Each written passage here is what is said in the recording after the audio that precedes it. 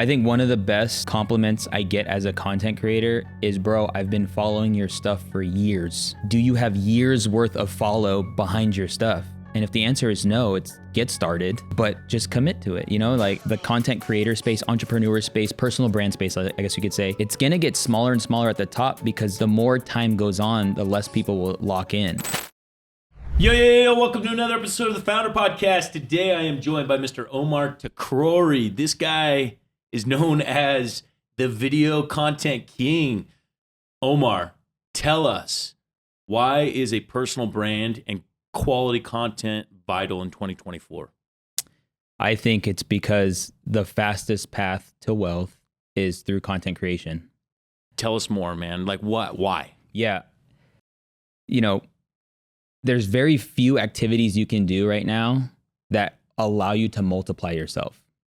And one way you can do that is by creating videos. And I know, like, I don't like to put the God card on it because God's omnipresent. Yeah. But in a very like way, creating videos, building an audience, reaching people at every minute and hour of the day, you become omnipresent when you create videos.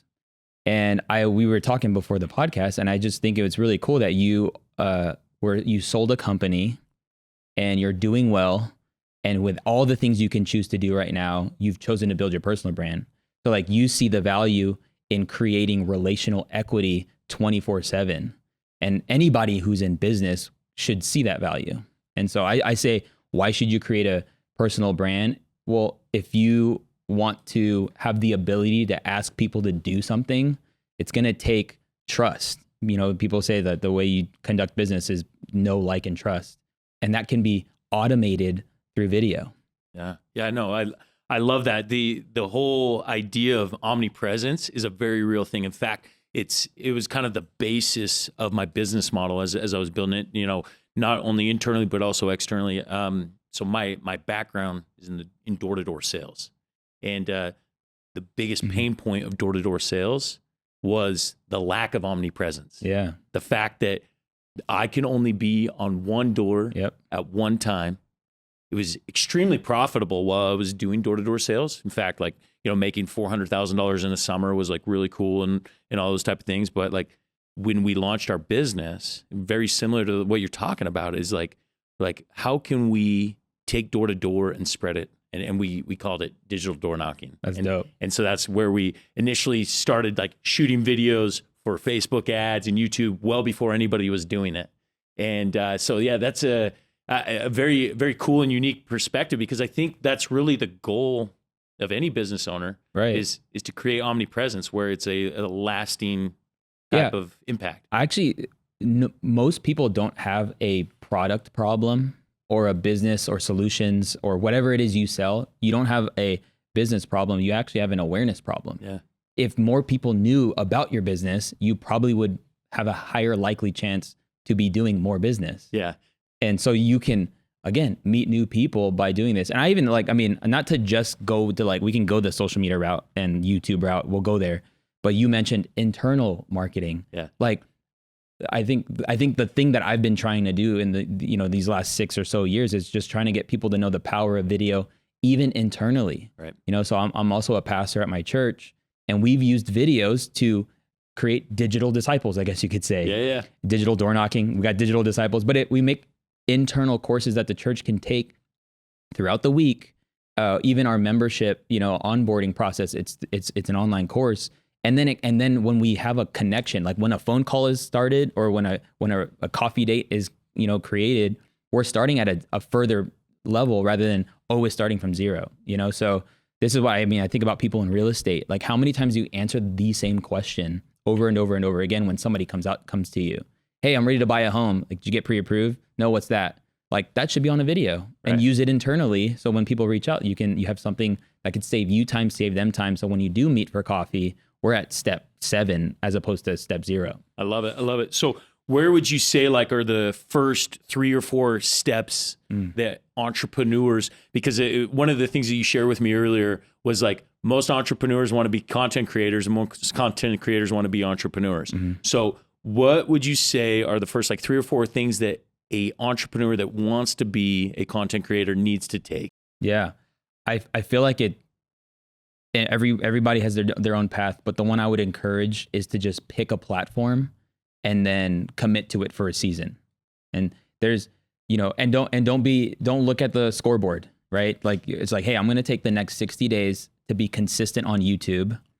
And this is more about, discovering like the process. This is more about hearing my voice. So many people need to see themselves on video, hear themselves on video.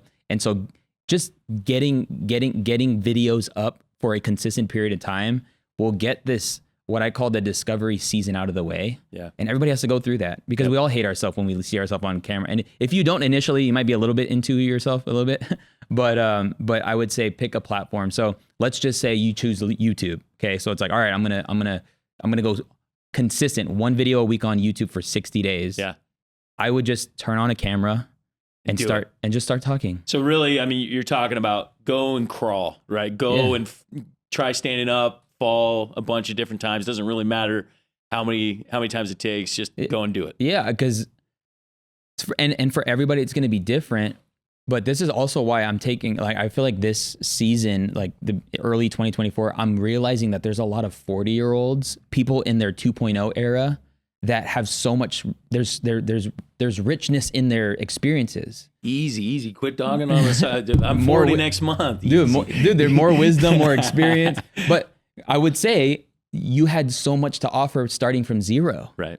Rather than a young gun. We got young gun. It's awesome. I mean, I'm kind of a young gun. I'm 32. How old are you? 32. Okay. Millennial. That's awesome. Still, you're a millennial. Yeah. Right. Still, I'm at the top end. You're at the low end. Good. But there, I think that's the part people don't realize, is that they have something to offer. Even if, let's just say, like, let's be very impractical in this sense. If I say turn on a camera and just start talking, talk about something that you experience.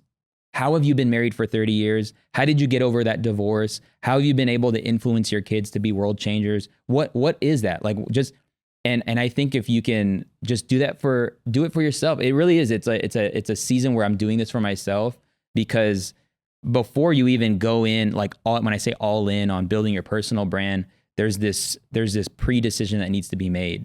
And this decision, or decide, there's when you break up that word, it means to cut off all our other options. So D, get and then rid side. Of B, plan B, plan C. Yeah, and just like, I'm going to do this. And just know, like, take it from guys like us, that it would be highly worth your time to go along down this path. Now, I say YouTube because I love that it lives. I love the when people go on the platform, they turn their phone sideways. I watch YouTube on my television, so I hang out with creators on YouTube. Right.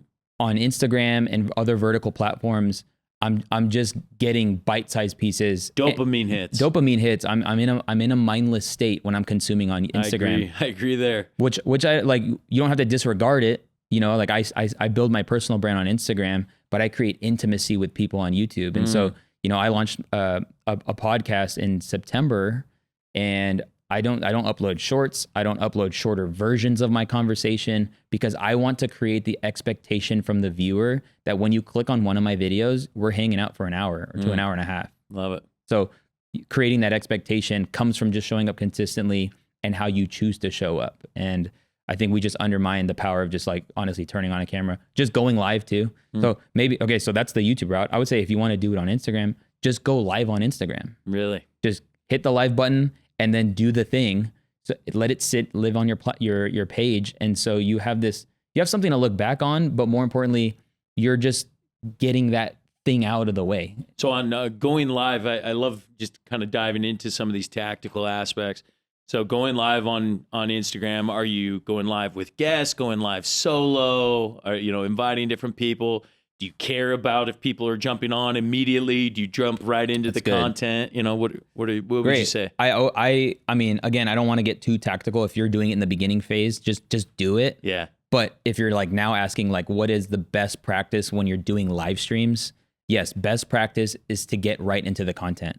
All right, we're just gonna let people come in. All right, I got my water, I got my LaCroix. How's everybody doing? Where are you watching from? And it's like, dude, what people don't realize is live streams, you want to actually prioritize the replay value as opposed to the live value, or like the instant live value. So yes, address people who are there, but just address them. You don't have to wait to get started, because now once this live sits, it can go and do work. Yeah. And so I always like to come a little bit prepared to a live stream. And then I love that you brought up the idea of like bringing somebody on. Dude, if you feel too intimidated or it's just a lot to just shoot a video all by yourself, yes, either physically bring in somebody that you personally like or love and just talk to them and talk with them about something. Or yes, you can do it digitally on Instagram where somebody can jump on your Instagram live. But back to the YouTube thing, yeah, if by yourself is just a little bit too much, I would encourage you to just tap a friend, a spouse, and just shoot. I did this conversation with my 5-year-old daughter, and it was for my use, like documenting this time in her life. She's about to be a big sister. She's about to turn 5 years old, and I just wanted to capture her essence.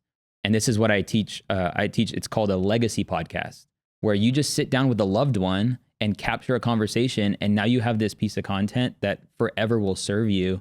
And unlike a home video, this is just a conversation. Like, if you have a grandparent, maybe they're on their way out, or maybe you want to learn about your parents' story. My parents migrated, my mom from the Philippines, my dad from Saudi Arabia. I want to sit down with them and talk about what that was like, and now I'll have this thing forever as, when they, eventually pass on, and there's no pressure there. I'm just having a conversation. We just turn on the camera, and it's cool. That's the legacy podcast. I actually it's funny.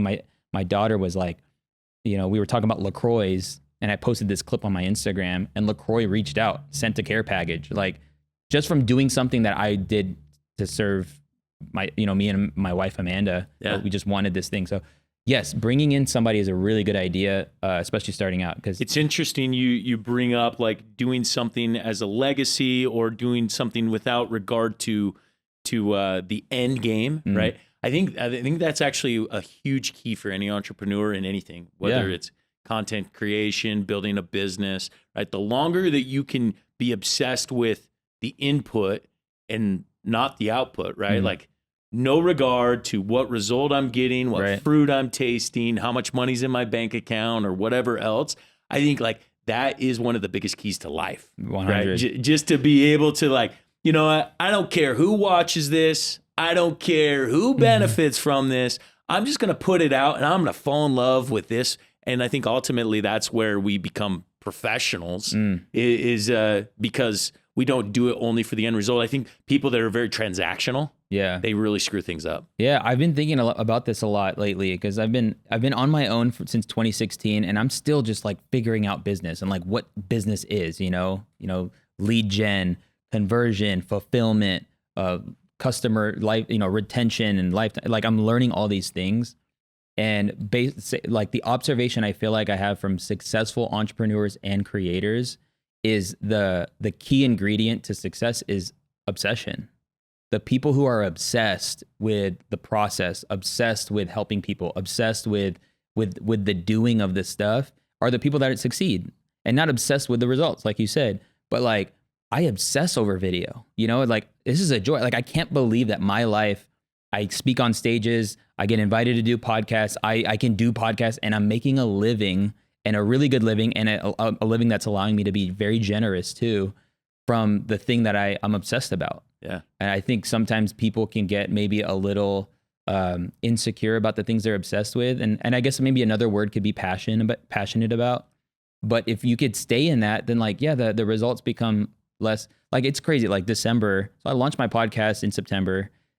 In December, the YouTube AdSense, like the amount Google paid me for me showing up and having conversations with people, it was about $7,500. Wow.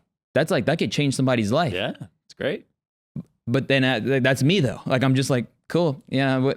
What's the next interview like that we're going to get, like, how do we, how are we going to do 2024? And that's just because, I'm really, I love this stuff. Yeah. And I think, like with anybody, like you said, there's a theme amongst people who are successful. When I put that in air quotes, cause success is relative, but is that, if you lean into your obsessions, I promise it'll pay you back, Yeah. So where do you think like your obsession roots from? Like what life experiences have created this type of obsession? I think if I were to go back, I think about my dad has an obsessive personality. Yeah. I think that would probably be the foundation of it. Yeah. Because I kind of have an obsessive personality. If I find something that interests me for a season, dude, I go all in. There was one time I like went on one camping trip. I'm like, dude, I'm outdoorsy. I'm buying Patagonia. I'm buying I bought a 4Runner, and then I realized like, dude, I'm a city boy. What am I doing? But golf came along the way in 2020. Nice. And this has been an obsession that has stuck around. I think yes, I think part of it came from my dad, but you know, when I professionally, I feel like it came from me being being in love with learning. And so when I say obsession, when I was behind the scenes, I spent, 9 to 12 years behind the scenes, being the person behind the camera, creating all this stuff, and me just learning. I loved learning new things. How many years did you say? I've been doing video for 15 years. Right. Probably did behind the scenes work for about 9 to 12 years. It's interesting because a lot of people aren't willing to go through that. Right. Like, I think we live in a society that like wants to put in work for 12 months, 18 months and be like, I need to be the boss. I need to be the guy driving. I fell into that trap early on in my career, right? Like I was like, I'm really good at this technical work. I was really good at sales, right? And I'm like, I already do everything that it takes to be successful to be a business owner. I'm going to go and run my business. And so like, I think that is definitely a key aspect to your growth. The fact that you were willing to put in the work for that long behind the scenes before you decided, all right, now I'm going to go and crush it. No, for sure. I think one of the best compliments I get as a content creator is, bro, I've been following your stuff for years. Like, do you have years worth of follow behind your stuff? And if the answer is no, it's get started. Yeah. But just commit to it, and I realized that the content creator space, entrepreneur space, personal brand space, I guess you could say, it's going to get smaller and smaller at the top because the more time goes on, the less people will lock in. You know, even right now, dude, honestly, my YouTube is flooded right now with all of like these YouTubers I love following, calling it quits or saying, hey, I'm taking a break. Yeah. And it's enlightening because I'm like, what about like, I think this is a blessing, like to be able to do this for work. Yeah. And I honestly attribute it back to maybe a lack of systems, like things in place that you put so that you could still have your life, and you started serving the wrong thing in the process. But I do think the other side of it is monetarily. Most people won't get burnt out if you feel compensated. Right. Like if you feel like this is worth my time, I like what's happening, this makes sense. Usually it keeps you going too. But I think people, get caught up in feeding the beast of whatever platform they're trying to dominate. Right. And that you can't do that for a long period of time. Right. Right. No, I feel that. I understand. Like, content creation is tough, right? It's fun, right? There's definitely fun aspects. Me and my team, we've been, running a crazy tour. 2024, here we are, like mid-January. This is our third content creation trip, right? Like we have done 3 different pick up, fly away, interview, anywhere from 6 to 12 entrepreneurs in one trip.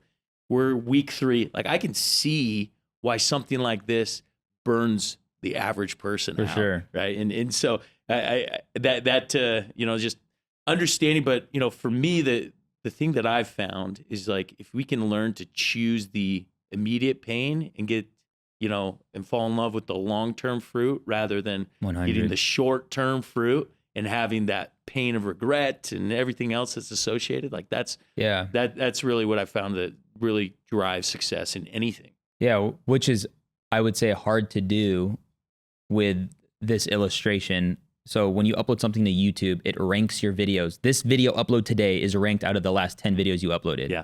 And so we're fighting to get today 1 out of 10. Right. And if your goal is what you're saying, it's like, nah, man, this is a great conversation. We did the best we can. Let's freaking move on to the next video. That it's hard to draw that line. And I think that's why we just need more people who talk about this and who talk about it's okay to upload a 10 out of 10. Right. video. It's fine. You uploaded it. Amazing. Move on to the next thing. And so, yeah, it's hard to do because when you upload, I upload a reel on Instagram and I'm like refreshing right away. I want 1,500 views within the first. Yeah. So you got to fight that for sure. No, for sure. So you talk about, you believe, YouTube is really like the number one platform in 2024 that creators need to be focusing on. Then going live. Where else would you focus, or would it just be those two? Yeah. I mean, that's how I would encourage it. People can start on Instagram. I feel like it's Instagram's great, especially for millennials. Millennials with money are on Instagram. Yeah. And the reason I say it's not a bad place to start either is because of stories. Yeah. YouTube has stories, but it's not consumed the same way. And I've actually, one of my goals this year is to just be more consistent on stories, because that really builds a brand. That's like, people know that I love golfing. People know that I love coffee. People know that I'm a pastor at my church. I don't have to be so intentional about building the personal brand by using stories. Yeah. But I would say that would be like the next phase. And that's kind of my journey. I was doing YouTube for other people.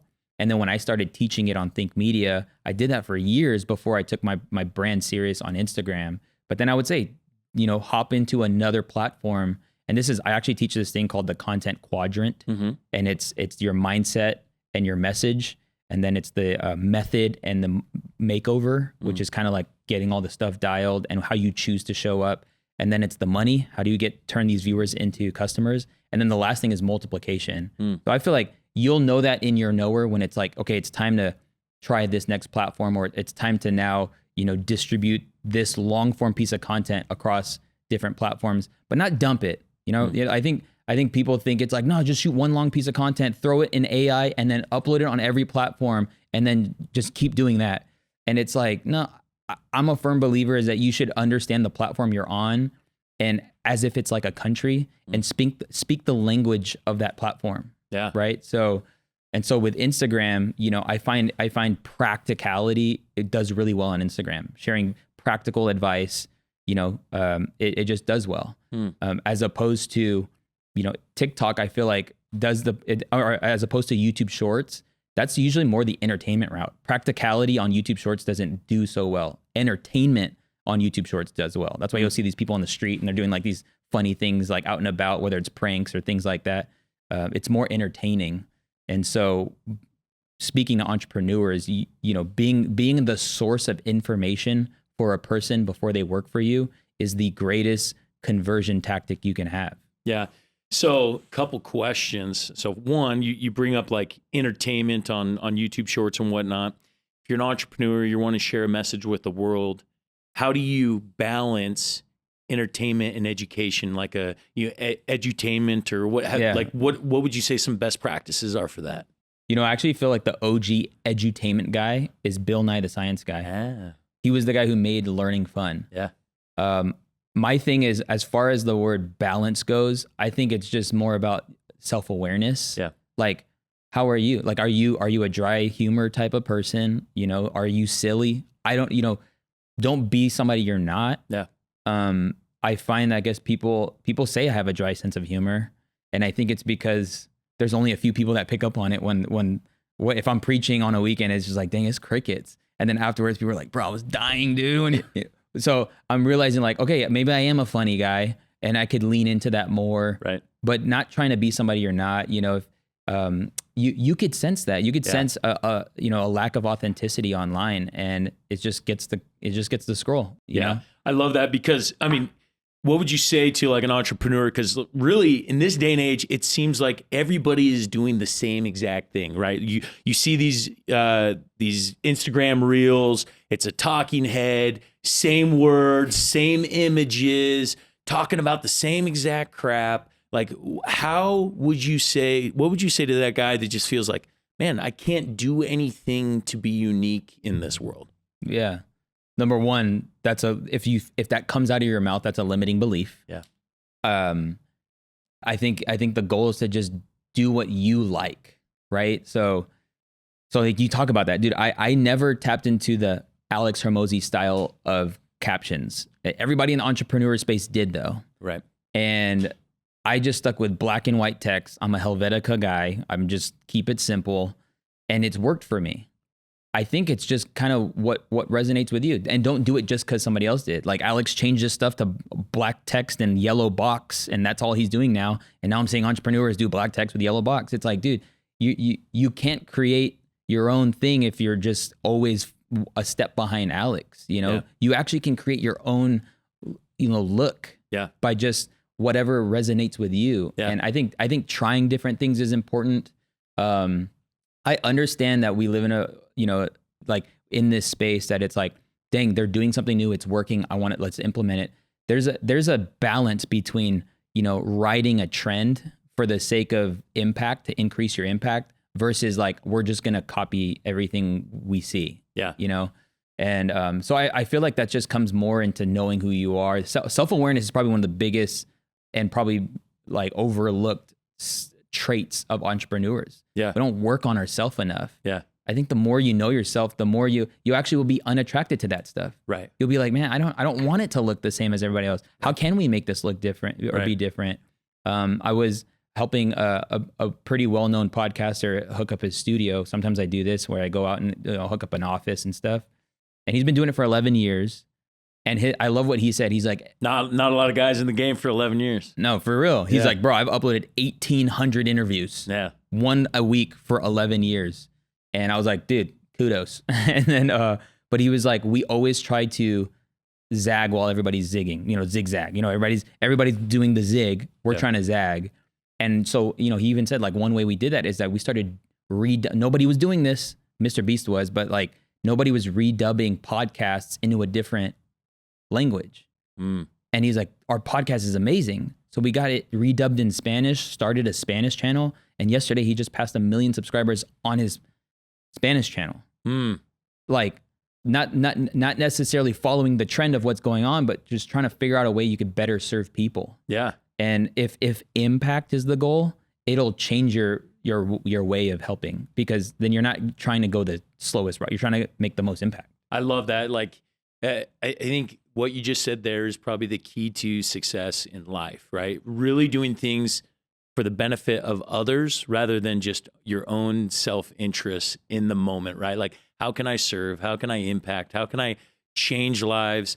But then going back to like being your own unique person, right? Like the goal that I've found in success is like that I've just got to know myself and be myself and consistently do that over and over and over again, regardless of what everybody else is doing, because that's really what's going to make us unique. Right. And it's interesting in the entrepreneur space, you see this, like everybody just flowing with the trends, right? When Bitcoin's up, everybody's talking about Bitcoin. When NFTs are going, man, everyone's an NFT expert, right? It's like, know your lane, right? Do your thing, repeat it, rinse and repeat, go 1,000 feet deep to hit oil, right? Dedicate a decade of your life, not the next 10 days, not the next 10 months, but the next decade. And so I love like the principles that you're focusing on, because these are things that I actually believe. And I like when I see older and more wise and more experienced people,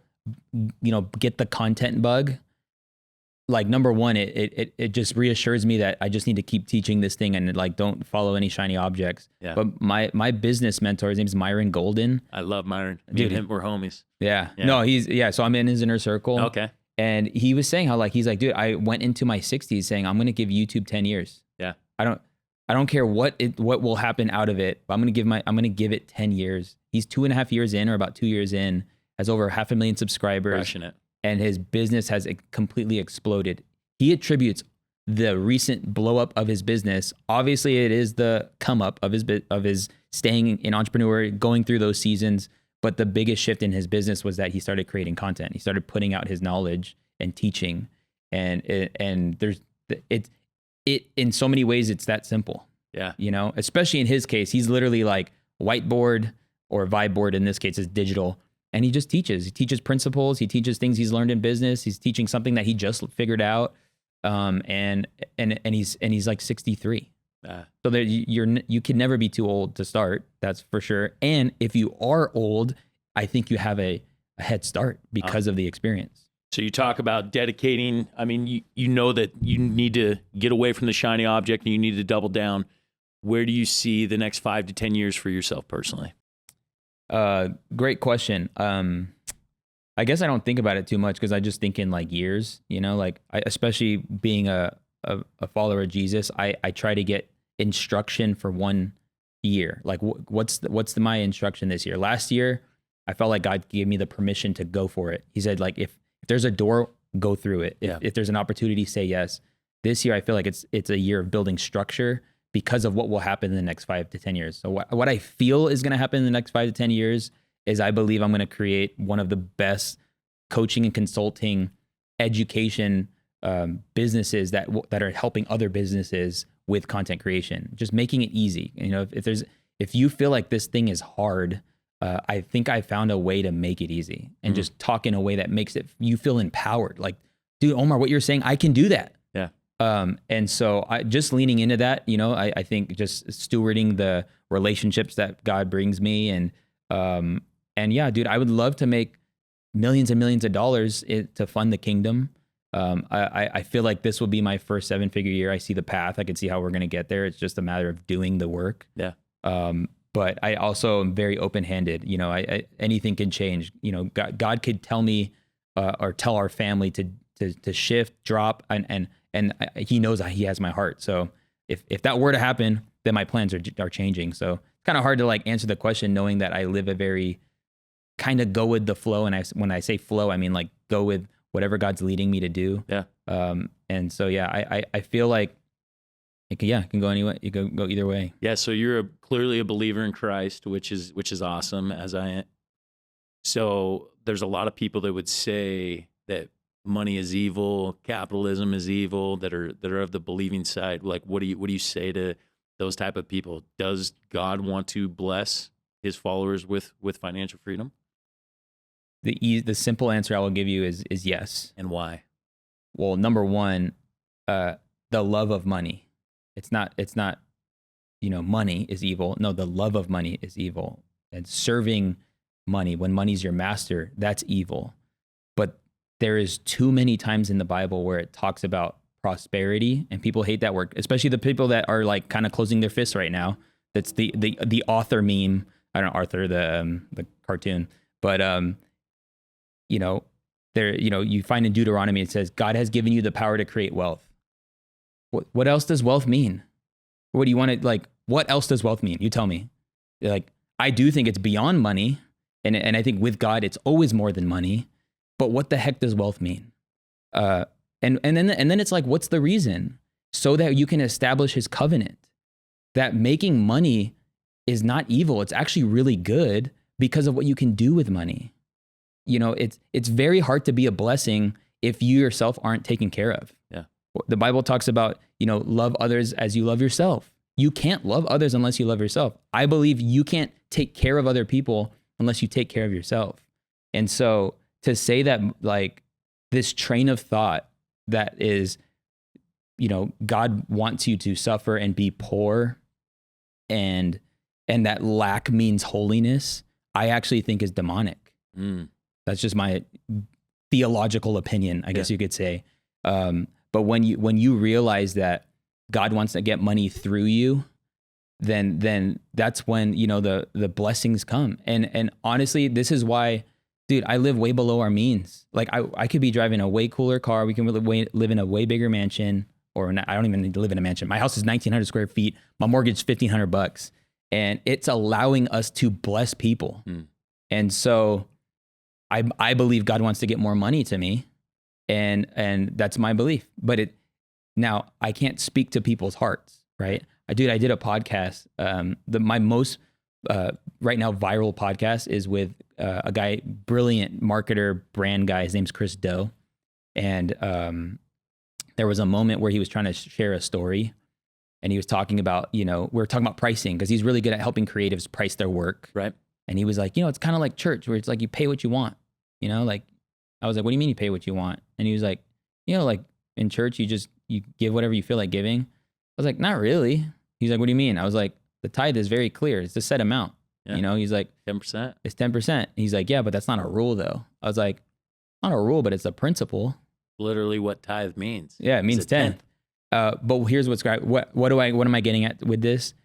the amount of comments that came from that awkward moment through our conversation reveals to me that so much people don't understand money. They don't understand blessing. They don't understand, prosperity.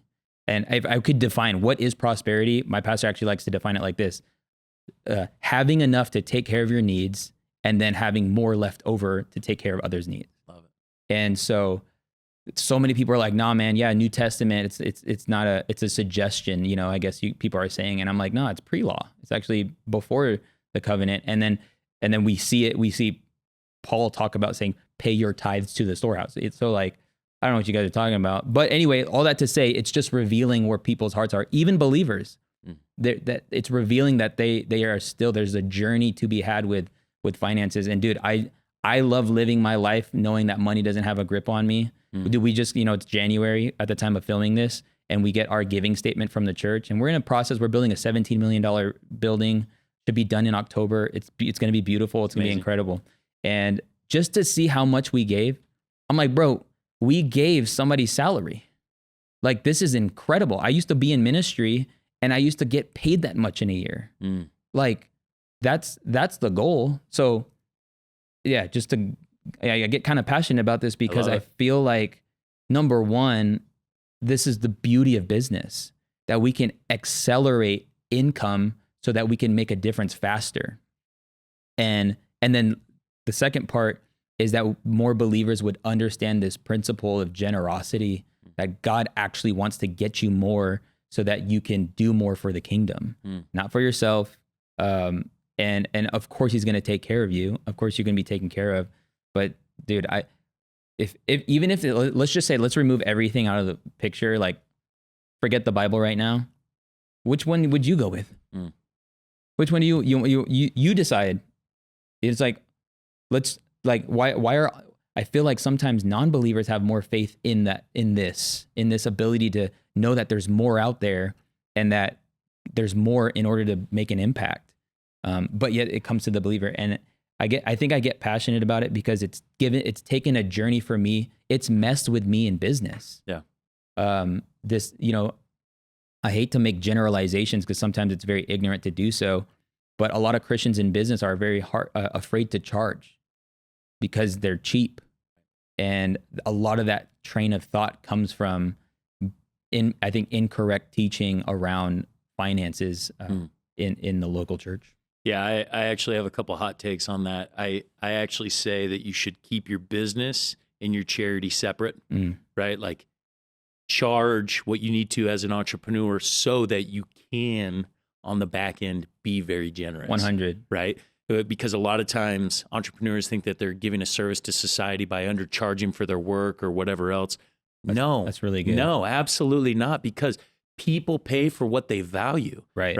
And so by paying more, they're saying, I'm going to use this product. I'm going to use this service. Like, this is really valuable to me. When they underpay you, they're like, your stuff is garbage. I'm probably not going to utilize this. Like, I've paid for so many cheap things that I've never ever used because it didn't cost me anything. Exactly. Right. Or when things I got for free. They say when you pay attention. Yeah. And so like, that's my philosophy is like, one, you should be probably the highest in the marketplace when it comes to price. So that two, you can be the highest in the marketplace when it comes to generosity. That's really good. And so then the other thing is, I truly believe that generosity and giving back is the most selfish thing there is, because it's so rewarding. It rewards the person that is generous, that gives. It's like, man, if more people knew how good I felt in this moment by giving, like, they would realize this is the hack to true joy, true happiness. That's true. Yeah, that's what the Bible says. It's more blessed to give than to receive. Yeah. And so spiritual immaturity looks like acquisition is the highest form of blessing. Yeah. When, letting go and giving is the highest form of blessing. Yeah. And I love that you separate the two because businesses can't tithe. People tithe. Yeah. So I think that is really good wisdom, because I would say there's a gray area where if you're starting off in business and you're a sole proprietor and you're like, dang, like, this is the first time I made all this money. Well, it's like, well, get the structure out in place too, where like your business is a separate entity from who you are, as far as the person. Like, yeah, like I said, like businesses don't give, people give, you know, but that's such a true life hack. And it's cute. Honestly, it's cute to see these very well-off entrepreneurs sometimes do these like, you know, little charity events, and it's so great. I love it. But I know they're not even tapping into close of like what really could be done with the resource they've created. Yeah. But that's just a personal conviction on mine. I'm not trying to put convictions on other people. You're good. I love it. I love it. So what are 2 to 3 resources? So going back to the content creation route, what are 2 to 3 resources that you would highly recommend, whether they're books or mentorship programs or coaching or courses or whatever it is that you would recommend in 2024 for people that are watching this right now that say, I want to go and launch my personal brand? Yeah. So I would say, I'm a shameless plug, is I do these challenges. They're 5-day challenges, and I give away so much game on these challenges. You'll get so much out of it. It's called the Content to Cash Challenge. Whenever, I would say, sign up for the next one that comes up. I try to do them at least every other month. And so that would be a great way to get your questions answered and get that like immediate kind of like information you'd need. And then I would say use YouTube. I mean, you know, consume, Think Media is a great place for the practical stuff. If you search Think Media, you'll learn how to use your smartphone to create videos, like the technical aspect of stuff, and make it easy. Yeah. And you're a content creator for Think Media, right? Yeah. So Think Media is, dude, it's I would say it's probably one of the top YouTube education channels on YouTube. That's awesome. We just passed 2.8 million subscribers. Amazing. On my videos alone, I've created a little over 300 videos that my face is on, and they've accumulated to well over 50 million views. That's amazing. So I know a little bit of something about YouTube and how a thing or two. Yeah, a thing or two. So, but that's free help, you know, on Think Media. And I also have a podcast that I think would help people. A lot of the conversations that do really well are around personal branding. And so if you want to go deeper and really, you know, marinate on this idea and topic and how it can actually work for you, I would say check out my podcast. It's called The Department with Omar Eltakrori. And I like to say I interview people who are killing it in their department. I love it. I love it. Omar, thank you so much for your time. This was awesome content. I know the YouTube worlds, the Apple podcasts, everybody's going to love what they totally took from this. Last but not least, if somebody wants to get more information from you or follow you, what's the best platform to get you at? I would say follow me on IG. Just type in Omar ELT, and then I'll show up. I'm not going to make you spell out my whole last name because you might get lost. But Omar Eltakrori on Instagram. I'm very active on Instagram. If you DM me, I'll respond. It'll be me, and that's so, awesome. Yeah, it'd be cool to connect. Awesome. Dude, I appreciate you. Appreciate your time today, my man. Until next time.